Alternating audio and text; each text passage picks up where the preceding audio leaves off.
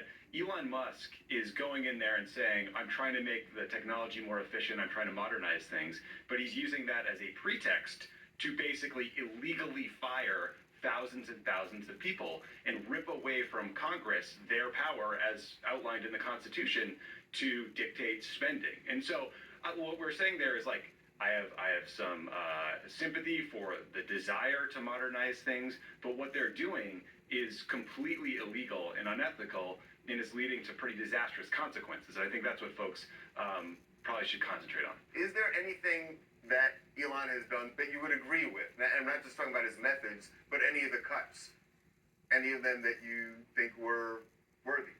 So when you have a $6 trillion budget, there is going to be waste, fraud, and abuse. And I think the concept of going through that spending line by line and finding things that don't work and getting rid of them is a good one and an admirable one.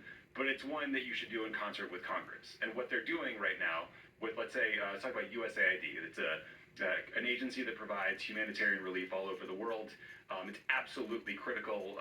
There are refugee camps in Sudan right now, which is in the middle of a horrific a civil war, where people are surviving solely because of the work of USAID.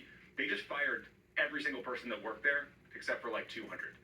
And all those programs are cut off. And people are going to starve to death because of these drastic actions. And people are not going to get HIV/AIDS drugs because we cut off funding to the PEPFAR program. And so what Elon is doing is they are slashing off everything and then kind of working back to see if there's things that we should restore. But in the process, they are doing enormous harm. I mean, I was reading a report the other day or last night about a USAID employee in Congo who, after there was this announcement and all these allegations by the Doge team and Elon that USAID is about fraud and waste and corruption, that his home was attacked. And this man had to escape from his house with his family and evacuate from the Congo. And now they're living in another country. All their stuff is gone. They had to leave it all behind, and this person has no job. I mean, that's just an insane way to treat a U.S. government employee serving overseas in a conflict zone. And that's my problem with what Elon is doing. It's like, it's so capricious.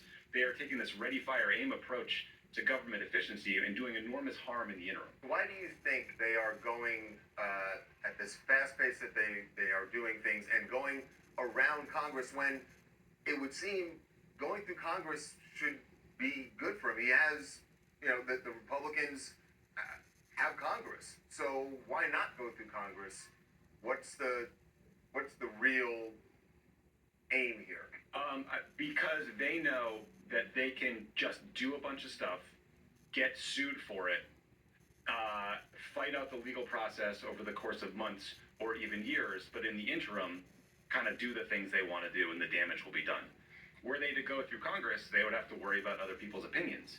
And, in every other administration, members of Congress would care about their prerogative, the fact that they're check and balance, they're supposed to be an equal branch of government. But this Republican Party has just bowed down to the cult of Trump. I mean, there was a statement yesterday from a senator named Bill Cassidy, who was announcing his support for Tulsi Gabbard to be the director of national intelligence.